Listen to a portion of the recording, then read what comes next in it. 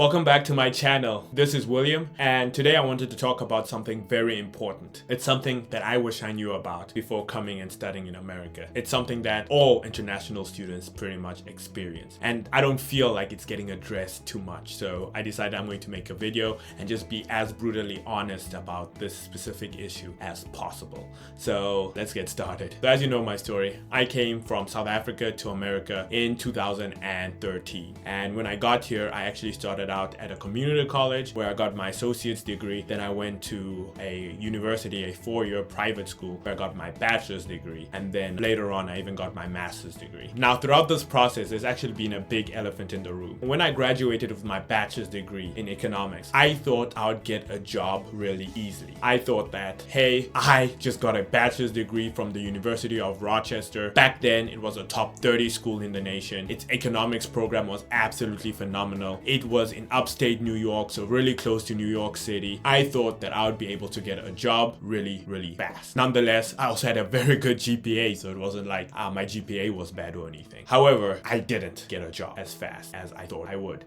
In fact, it took me hundreds and hundreds of applications before I even got a job interview, yet alone a job. Now, why did that happen? Well, the truth is, there is a question that companies are going to ask you when you apply to them. And this question is, will you now or in the future require visa sponsorship? This is the dreaded question that a lot of international students have to answer. Because if you say yes, then a company would need to sponsor you in the future in order for you to continue employment with them. So what does that actually mean? It means that they know for a fact that within the next 3 years, you're either going to have to leave the country or they're going to have to spend thousands of dollars on sponsoring you. Now, why would a company want to spend thousands of dollars on sponsoring you if they can just get an American? Another question, why would the company want to risk the fact that you only have 3 years to be at the company here before, even if they try and sponsor you, if that fails, you have to leave the country? But there's something else. I said 3 years, but that's only for people who have the STEM extension. So when it comes to the OPT, you only have 1 year in America. Then only if you studied STEM or have a degree in a STEM field, only then you can apply for a further 2-year extension with the government. And that'll allow you to stay in the country legally for 3 years. So if you don't have a STEM degree, then you're only here for 1 year. And that makes it even harder for a company to hire you. So let's go over this one more time. We have two situations here. Let's say you're an international student who graduated with a business administration degree. So that business degree is only going to allow you to work legally in America for 1 year. You are not going to be eligible for the STEM extension. So if you are now applying to companies with this bachelor's degree in business administration, you're going and telling them that, hey, I only have 1 year to actually work in America. Hire me. What is the benefit to hire you for that company? It's really low, because there's not really that much of a benefit, because they're going to have to train you. It's going to take probably 3 months, 4 months, or 5 months, and then you're only going to be able to work for them for another 6 months or so. Then they have to sponsor you, which can be very challenging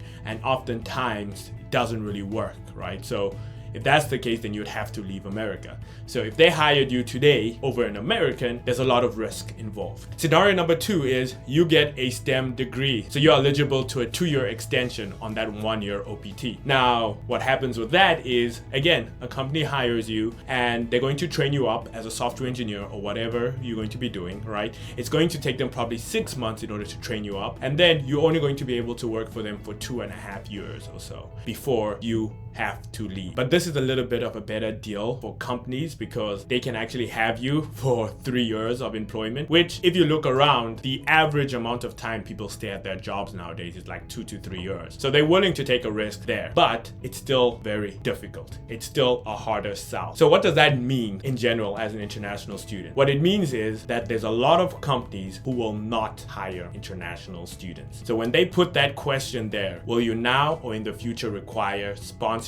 If you say yes to that question, then they most likely won't even look at your resume. They're just going to toss it aside because they don't want to deal with all the uncertainties of hiring an international student. Now, today is even a little bit worse than what it was in 2018 when I graduated with my bachelor's degree. Because in 2018, it was more of an employee market where people wanted to hire as many people as possible. Now it's an employer's market where employers are very picky on who they want to hire. So today is even more challenging for international international students to find jobs. And this is something that I wish I knew when I came to America. If you are an international student in America, then while you're in college, you have to try and secure a job as soon as possible. You should be getting internships. You should make sure that you get these internships that are going to allow you to step your foot into the door of these companies, because once you get an internship, then it's easier for you to get a return offer. So trust me, I wish I knew this a little bit earlier. I wasn't as serious about internships as I should have been. But if you're not serious about internships, when you get to your senior year and you start applying to hundreds and hundreds and hundreds of jobs and nobody wants to take that risk on you, then you'll see that it's better for you to get an internship. I'm hoping that this insight is going to allow you to plan a little bit better and for you to start strategizing when it comes to figuring out what major you're going to be doing and what career you want to pursue, because you have to look at that OPT and understand that there's a 1-year period for people who are non-STEM majors. So I hope you got some insight from this video. If you liked it, definitely like and subscribe to my channel, as that's going to allow me to know that these are the type of videos that you want. So thank you so much, and I'll be seeing you in the next video.